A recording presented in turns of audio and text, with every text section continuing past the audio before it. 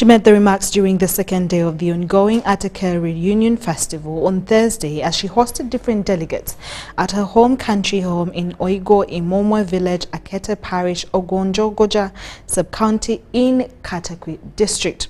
The delegates from Atake tribes, led by the Ethiopian ambassador to Uganda, started their tour by visiting Abela Rock, the Iteso cultural site, before proceeding on a guided tour of the Vice President's model farm, Katakwi Intensive Farm. The delegates toured the farm, engaged in 5 enterprises, including fish farming, dairy, poultry, piggery, and bananas purposely for commercial agriculture.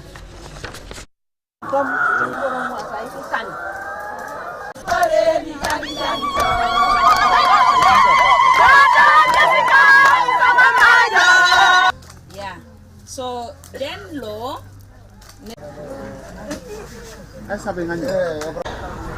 keeping cattle for commercial purposes, but in a settled manner. The idea is to have all the Atake children have quality education. And the idea is to have all the Atake people join the money economy. My message to all the Atake people who are here and those who are not the Atake people, including all the leaders who are here in their respective capacities, is that we are one. And that if we demonstrate that oneness in action by thinking together, working together, planning together, strategizing together, we shall change our people from the state in which they are in record time. So what I am calling upon from all of you is that let us stay united.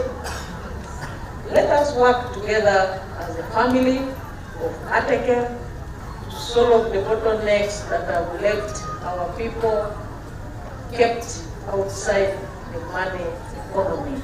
Now our life expectancy has increased to 69, but there is one remaining obstacle which we need to join hands together to fight, and that is poverty. The reason I would like to call upon all of you again to support the livelihood programs of government, including the parish development model, the Emioga program, and the 4-acre model, and the 4 sectors and the 7 activities, which His Excellency the President has been advocating across the country from 2011 up to now.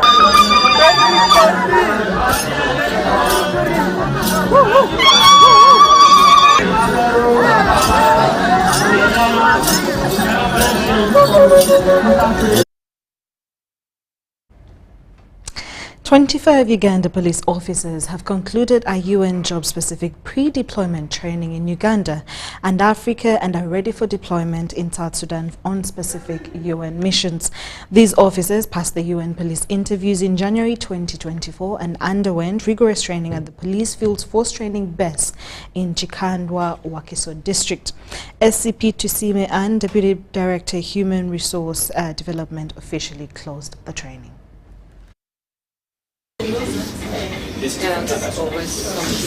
But I believe the experience, the training that we do here, the experience that you've picked for the years you've served, and now this specific training that you've received should still make Uganda shine down there. And my prayer, Asante sana. and I believe it makes an officer spot on to the trainers that have done a good job. I wish to say thank you on behalf of the Inspector General of Police, on behalf of my director, and my own behalf. Thank you so much. I am comforted that I am closing a course that is making peace builders, that has made peace builders, that has made peace maintainers, and establishers of peace at any one point. Asante sana.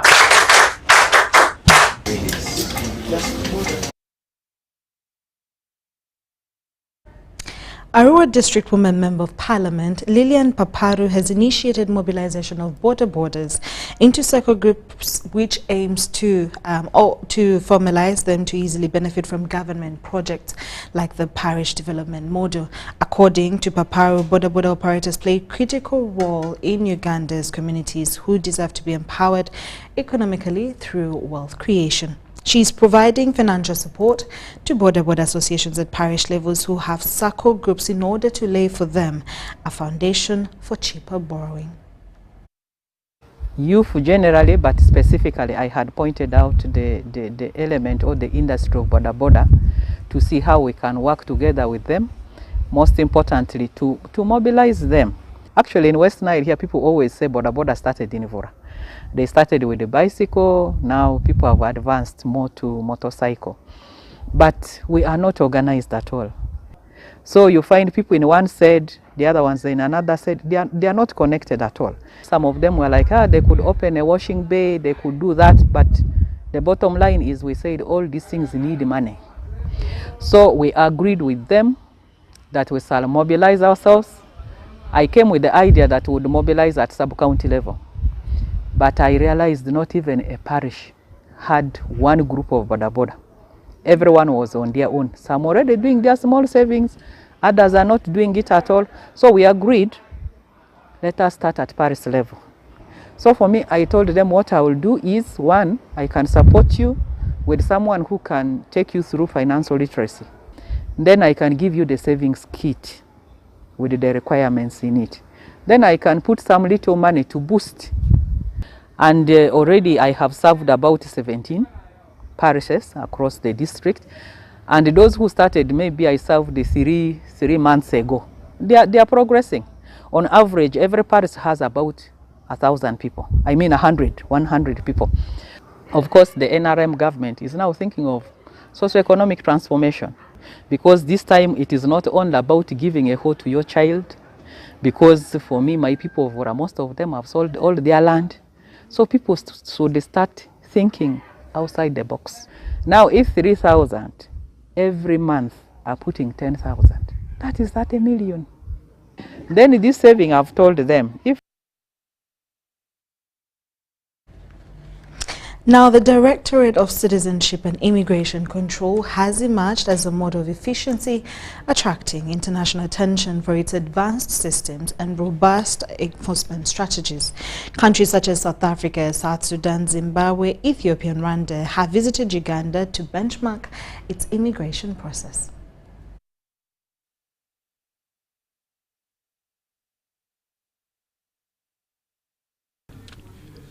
The deputy spokesperson of the Directorate of Citizenship and Immigration Control at the Ministry of Internal Affairs, Nachiwala Olivia, has highlighted key factors behind their success in attracting international attention.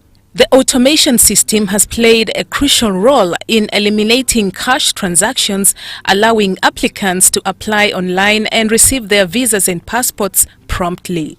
We automated our visa processes. Everyone who comes into the country has to actually apply online and pay online with a visa card. We do not accept any money on our desks. We don't accept any money.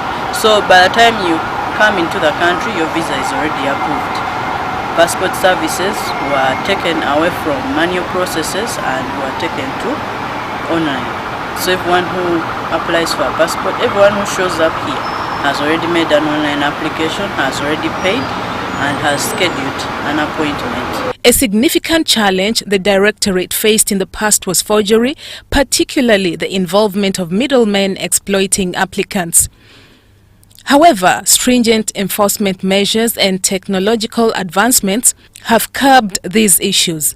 The system's integrity has improved, reducing opportunities for manipulation and fraud. Because we've managed to teach everyone how to use these systems. A person can actually sit on their own and make an application without having to approach anyone. A person can make an application for a passport. A person can make an application for a work permit without having to use a broker. Addressing concerns from Rwandan nationals who have sometimes felt marginalized, Nachiwala encouraged them to apply for nationalization to access passports and other services more seamlessly. They complain because you've told them to go and instead register, which is actually not a very hard thing, but they see it as a very bad thing. They go ahead to conclude that you're discriminating them. We are not. We are actually telling you, go register for citizenship and legalize your stay in the country. The Directorate of Citizenship and Immigration Control's proactive reforms underscore Uganda's commitment to transparency and efficiency, setting a high standard for immigration services across the region. In more stories, Uganda's ambassador to Malaysia has raised concerns over the increasing number of school dropouts at Kazinga Fishing Village in Katunguru Sub-County in Rubirizi District, which has resulted into early marriages and teenage pregnancy. The landing site situated in Queen Elizabeth Park, which hinders access to schools, hence most children resorting to fishing, where most of them are attacked by wild animals. During a familiarization tour of Asian tour operators, Dr. Betty Bigombe called upon all relevant authorities to the community's rescue. Some of our parents here lost their properties, and since then the government had never compensated for us. Me here personally speaking, but it was that year when I was in senior 4, I became a school dropout. With education, we have very many school dropouts. The first, very many school dropouts. Most of them in P7. Most of them they drop out in P3. The landing site faces a lot of challenges. One, getting problems with animals. 2, poor education. And actually among the things which were talked, many teachers will not like to come and stay here for so long. Why? Because they don't access the roads immediately, the transport to reach to their place. My worry is, one, just like Mr. Fu said, education, education, education. If they cannot, if the rate of dropout is so high, this is very disturbing because they will be strapped in poverty for years to come. Number 2, delivery, producing children when they're very young. You find young boys of 15 already has a child with a girl of 15 or 16 years old. Something ought to be done so that this can be reversed, because some of the problems are created because of early producing children very early in life. So they drop out of school because they have to look after the children. Now this is not good at all. So government has to come with a program to create awareness about the seriousness of this problem. Number 2, devise means and ways of stopping it or reversing the problem. And that's what... Welcome back. Yeah. Leaders in Mukono are concerned about the increasing number of girls dropping out of school due to excessive domestic violence and poverty. They were at a joint venture with an organization, Public Health Ambassadors Uganda, that aims at empowering young girls that drop out of school with different skills. So we are here in Mukono and we've been implementing a project called the Let Her Shine project, and this Let Her Shine project specifically targets adolescent girls and young women who are out of school, but also those that have been affected by gender-based violence, as well as implemented a project, and we've trained these adolescent girls and young women in a vocational skill called hairdressing, and a cohort of 25 adolescent girls and young women were carefully identified from the communities in Mukono, and these are going to be the model trainers of trainees in the communities where they're going to be staying, to train more other girls such that we reduce on the burden of unemployment, but also to improve on their standards of living in terms of the financial gains. So we've distributed startup toolkits to them, and we hope that they are going to be training others, and we shall keep providing for them and monitoring them to ensure that the other 8 girls per person. So for sure, so many times we have been calling the parents of especially the young girls to come into such activities so that they can learn more.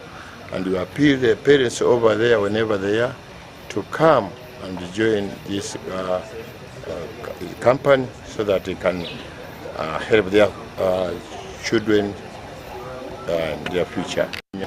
Naye ne batata basudde nnyo ogwannagamba bamaama ne babalekera buli kimu. Maama n'abeerawo yalina okunoonya school fees, abaana ye taata akola bw'agenda mu maaso nga bw'ayongera okuzaala. Misango gye tusinga okufuna egyo bannaaye nga bataata balagajjalidde nnyo amaka. Okulagajjalira amaka n'omwana ono omuwala mwafunira omukisa kubanga ye afunye ebbeere ku kifuba. I'm a full professional hairdresser, and I'm very excited because of these things. They have supported me. They even... There is only one rule you must follow in order to be a winner. Number 1, defeat the undefeatable. You, step forward. I want you to box the air until it falls down. I'm not seeing it falling in. You see it falling in. Box, harder. Winning is hard, but with MTN Momo, it's easy. Simply pay or shop with Momo for a chance to win mobile money every day. Use the Momo app or dial *165*3#. Uganda, are you ready to kick things up to the next level? The Uganda National Lottery brings you Sports Stake 10. Predict the results of 10 football games and win big. With tickets at only 500 shillings, join the fun and make your predictions count with Sports Stake 10. Sports Stake 10, your ticket to football glory. Uganda National Lottery. Dream, play, win. Participants must be 18 years or older. Play responsibly. The Uganda National Lottery is operated by Ituba Uganda and regulated by the National Lotteries and Gaming Regulatory Board. In the heart of Uganda, a financial revolution is happening. We were once left out, saving the old-fashioned way, with an unexpected saving spot, keeping it too close for comfort. But now, we found a better way to save and manage money. Download the Wendy app from Google Play or App Store or dial *229#. With Wendy, your money is safe and you can earn interest daily. Visit your Google Play or App Store or dial *229# to register. Wendy Wanawoli. You used to tell me that I don't make you happy. All that time you would be complaining. I'll call you every day, yeah yo, baby dondolo. You can now get all the Chibuzi out with MTN voice bundles. Call all networks, Kubei Dondoro. Buy a 25-minute voice bundle for only 1,000, or buy any daily voice bundle of your choice. Dial *100*21# and select daily, or use the My MTN app. When we talk together, we are unstoppable.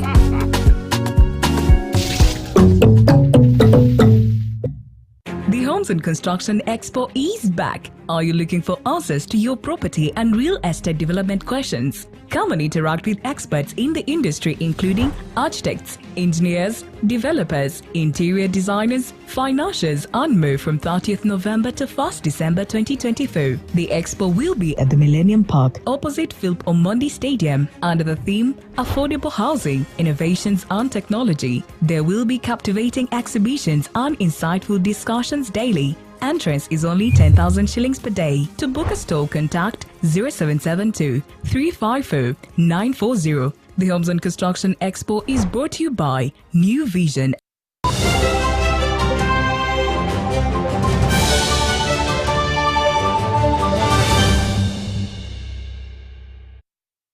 Welcome back from that short commercial break. Still with UBC Lunchtime News, over 1,270 residents of Bowale Town Council in Rwanda District are experiencing significant improvement in their livelihoods following the establishment of a grain milling machine in this area. The machine, provided by the Uganda Industrial Research Institute, was installed in 2022 as part of the Rwanda Innovation Platform and has played a key role in boosting the local economy. The chairperson of the Bubare Innovation Platform shared that the community has earned over 80 million shillings from the milling machine since its installation. However, Atuheire pointed out that inconsistent power supply remains a major challenge to their operations.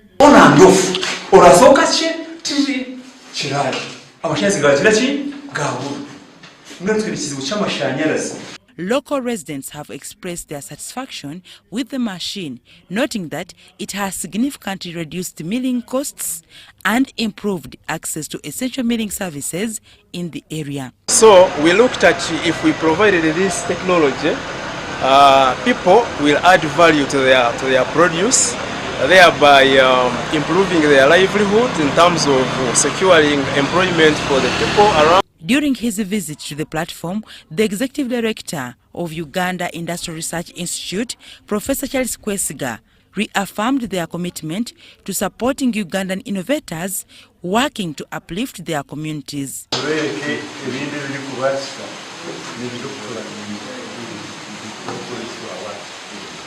The Bubare Innovation Platform has also ventured into other activities including a savings and credit scheme, as well as the production of potatoes, climbing beans, sorghum and honey. Cost has given us jobs. People who do make these scripts are able to get jobs. The community is also involved in packaging red sorghum, maize flour and potato crisps, thus diversifying on their income sources.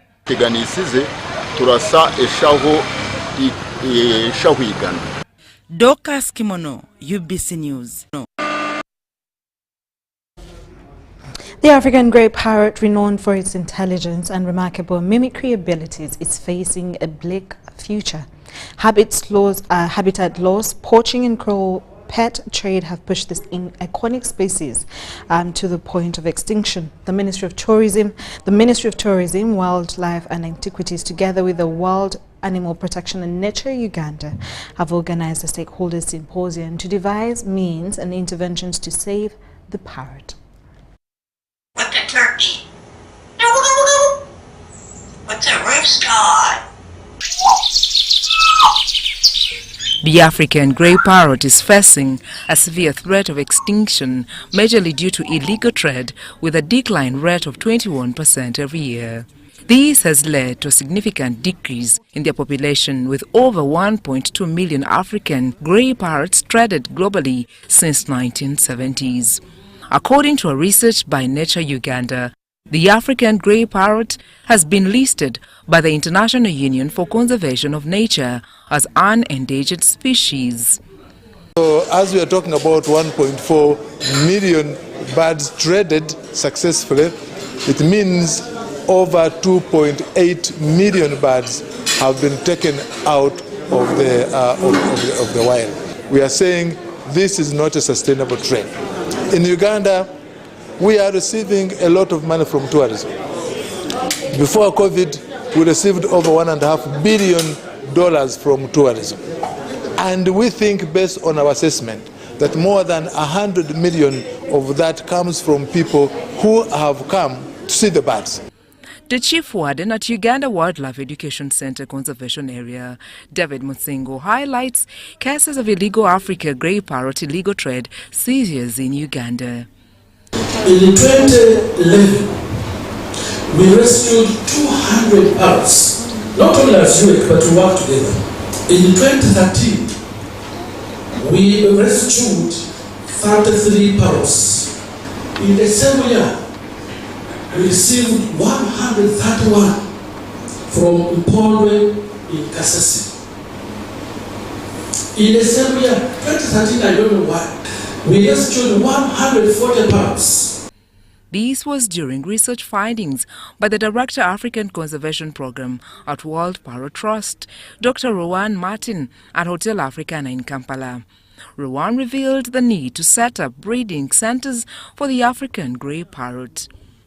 There's a very significant demand for parrots to be used as pets, both within Uganda and internationally. It's often suggested that actually breeding more parrots and developing parrot farming could be a solution by providing a sustainable source that would alleviate pressure on wild populations.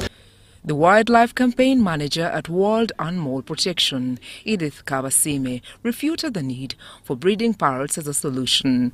She says that breeding these wild creatures has had far-reaching impact to humanity, including the deadly emerging ailments like COVID-19, monkeypox and many others. It comes with a lot of welfare issues.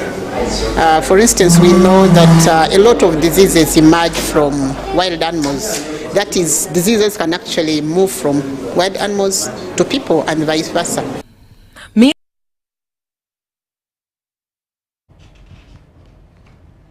Vivo Energy Uganda has 10 service stations to expand its reach on the Ugandan market. These centers are strategically located in Kampala, metropolitan influence competitiveness and enhance customer experience. The fuel company with brand name of Shell has partnered with MTN Uganda to further digitize their transactions and install CCTV cameras to enhance security and minimizing criminality on different fuel stations and surrounding areas. Kitetika is one of the 10 service stations, of the 10 new stations, the 10 new sites which we have added to our network. I speak under the control of my colleagues here. We'll reach 191. The problem, you know, it keeps changing by the day. Yesterday it was 191. So don't have 365 sessions, or at least let me know. We speak about network of retail stations with a lot of new services we are adding to the stations. I think the launch of MTN Smart Eyes is a celebration of your focus on driving increased safety for your stations and increased security. So thank you for partnering with us. It's good to hear your stations are growing. We have given you a solution that is very easy to scale. You don't need to add on additional infrastructure as you bring in additional stations into the solution, and we hope you'll be able to roll it out everywhere. I think our connectivity should be able to support that. It also will drive a lot more productivity and accountability for your stations, and I think it just improves the overall proposition of what exactly Vivo Energy offers.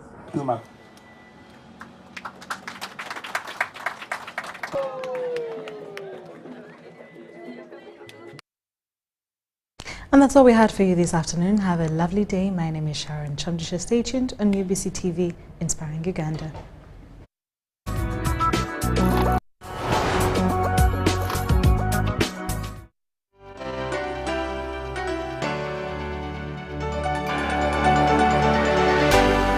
UBC, Inspiring Uganda.